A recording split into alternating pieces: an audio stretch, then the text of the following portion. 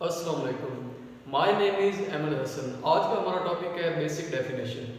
सबसे पहले हम देखते हैं कि what is matter. Anything that occupy space and has मास। कोई भी ऐसी चीज़ जो जगह को घेरे या कोई मास रखती हो वो मैटर कहलाती है। अब इसकी तीन फिजिकल स्टेट्स होती है, सॉलिड, लिक्विड और गैस। अब आ जाए सब्सटेंस की तरफ। A piece of matter in pure form. अगर मैटर हमारे पास प्योर फॉर्म में है तो वो सब्सटेंस कहलाएगा। Silver, gold, etc. Mixture.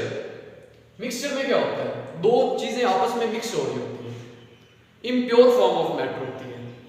For example soil, brass. Brass में क्या होता है, कॉपर और जिंक का मिक्सचर होता है। अब इन दोनों के अंदर डिफरेंस क्या है, सबस्टांस और मिक्सचर के अंदर। सबस्टांस के अंदर फिक्स्ड कंपोजिशन होती है, इसकी स्पेसिफिक प्रॉपर्टीज होती है। मिक्सचर के अंदर not fixed composition, composition fix नहीं होती। ब्रास को ले लें, कॉपर ज्यादा भी हो सकता है, जिंक उससे कम हो, जिंक ज्यादा हो, कॉपर कम हो। अच्छा, मिक्सचर के आगे दो टाइप्स हैं, होमोजीनियस और हेट्रोजीनियस। होमो मीन सेम, मसलन जिसमें दोनों चीजें सेम हो, हेट्रो में मुख्तलिफ हो। अब हम नेक्स्ट डेफिनेशन को डिस्कस करते हैं, केमिकल और फिजिकल प्रॉपर्टीज को। अब हम फिजिकल प्रॉपर्टीज और केमिकल प्रॉपर्टीज को देखते हैं। फिजिकल प्रॉपर्टीज में क्या होता है, depend upon physical state of matter. Physical state of matter क्या होती है, for example smell, colour, taste, hardness, solubility, melting point और बॉइलिंग पॉइंट। अच्छा, इसकी अब एग्जांपल मैं नोट कर दूं। फॉर एग्जांपल आइस है हमारे पास। अगर हम आइस को हीट करते हैं तो वो वाटर में कन्वर्ट हो जाएगी। जब वाटर में कन्वर्ट हो जाएगी, अब इसके अंदर फिजिकल चेंज आया है, इसकी कंपोजिशन सेम रहेगी, तो अब ये इसकी फिजिकल प्रॉपर्टी होगी। अब आ जाए केमिकल प्रॉपर्टीज की तरफ। केमिकल प्रॉपर्टीज में क्या होता है, केमिकल प्रॉपर्टीज में हमारे पास सब्सटेंस कंपोजिशन पे डिपेंड करता है। किस तरह, जब उसके अंदर केमिकल चेंजेस आ जाए, H2O को ले लें, अगर हम इसको डिकम्पोज करते हैं क्या होगा, H2O हाइड्रोजन और ऑक्सीजन गैसेस में कन्वर्ट हो जाएगा। अब ये इसकी होगी केमिकल प्रॉपर्टीज। अब ये इन दोनों का डिफरेंस है। अब हम नेक्स्ट डेफिनेशन को देखते हैं। Substance, pure form of matter. अब सब्सटेंस को फर्दर टू कैटेगरीज में डिवाइड किया गया है, एलिमेंट और कंपाउंड। आज का हमारा मेन कंसर्न एलिमेंट की तरफ होगा, लेकिन आपको कंपाउंड का भी डिफरेंस बता देता हूँ। एलिमेंट में क्या होता है, इसमें सेम टाइप ऑफ एटम्स होते हैं।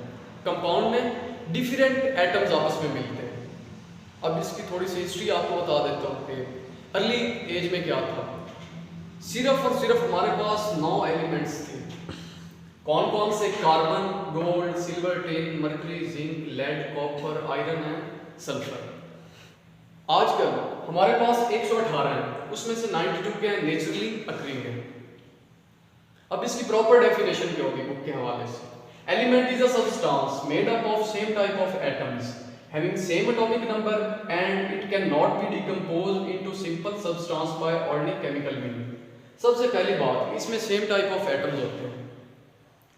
अभी एग्जाम्पल को एनकोड करते हैं, मजीद आपका कंसेप्ट क्लियर हो जाएगा। सेम एटॉमिक नंबर, उनका एटॉमिक नंबर भी सेम होगा, और हम उन्हें ना किसी आम से केमिकल मेथड से हम उन्हें सेपरेट नहीं कर सकते। अच्छा जी, अब एलिमेंट्स 3 स्टेट में एग्जिस्ट करते हैं, सॉलिड, लिक्विड और गैस। सॉलिड में मेटल्स आ जाते हैं, सोडियम, पोटाशियम। लिक्विड में ब्रोमाइड, मर्करी और भी काफी सारे हैं। गैस में क्लोरीन, ऑक्सीजन, हाइड्रोजन। अच्छा, मेजॉरिटी हमारे पास 80% एलिमेंट्स सॉलिड स्टेट में एग्जिस्ट करते हैं। लिक्विड में भी करते हैं लेकिन उनकी रेशियो बहुत थोड़ी है। गैस में भी करते हैं लेकिन सबसे ज्यादा रेशियो सॉलिड्स वाले की है। अच्छा, एलिमेंट्स या फ्री होते हैं या कंबाइंड स्टेट में होते हैं। अब मैं थोड़ी एग्जांपल एनकोड करता हूं, उससे आपको आइडिया हो जाएगा।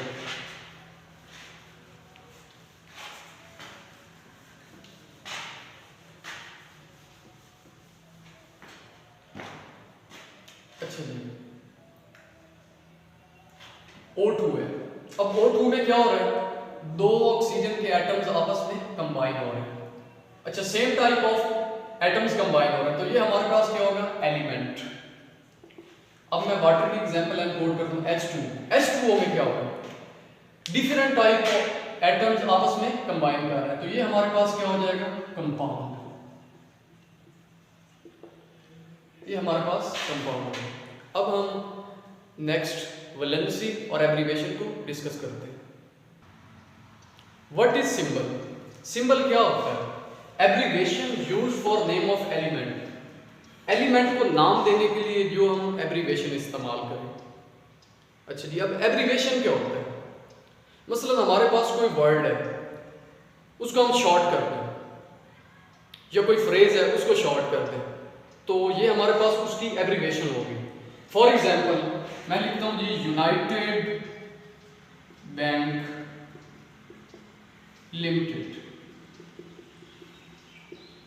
अब इसकी एब्रीविएशन क्या होगी?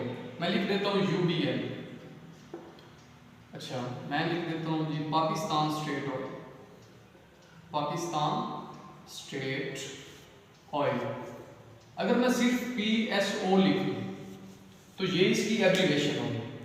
एब्रीविएशन का फायदा क्या होता है? अब इतने लंबे वर्ड्स को या फ्रेजेस को इस्तेमाल करने की बजाय अगर हम सिर्फ यही लेटर्स लिख लें तो इससे एक स्पेस भी कम इस्तेमाल होगी।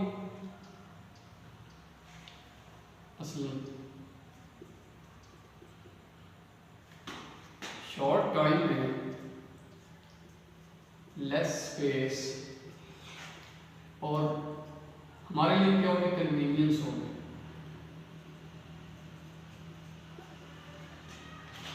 एक तो टाइम की बचत हो जाएगी, मसलन कम टाइम लगेगा। इतने अब लंबी लंबी स्टेटमेंट्स को, फ्रेजेस को या लेटर्स वर्ड्स को बार बार लिखने से।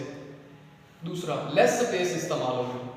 तीसरा, कन्वीनियंस, हमारे लिए आसानी होगी, इसलिए हम एब्रीविएशन का यूज करते हैं। अच्छा, एलिमेंट्स को जो एब्रीविएशंस दी गई, या तो वो इंग्लिश लेटर्स होंगे या लैटिन जबान के लेटर्स होंगे या ग्रीक जबान के। अच्छा, अगर तो एक लेटर की एब्रीविएशन है तो फिर वो कैपिटल ही होगा, ये बात मस्ट है। फॉर एग्जाम्पल हाइड्रोजन है, इसकी एब्रीविएशन क्या है, H, इसका सिंबल H हो गया। ऑक्सीजन है, इसका सिंबल O। अच्छा, अगर हमारे पास 2 लेटर्स हैं एब्रीविएशन में, तो पहला कैपिटल होगा, दूसरा स्मॉल होगा। फॉर एग्जाम्पल कैल्शियम है Ca, C capital A small. Sodium Na, N capital A small. Chlorine C बड़ा, सॉरी ये क्लोरीन। क्लोरीन की एब्रीविएशन या सिंबल क्या होगा, Cl। पहला कैपिटल है C, L स्मॉल है। अब मैं वैलेंसी के बारे में एक्सप्लेन करता हूँ।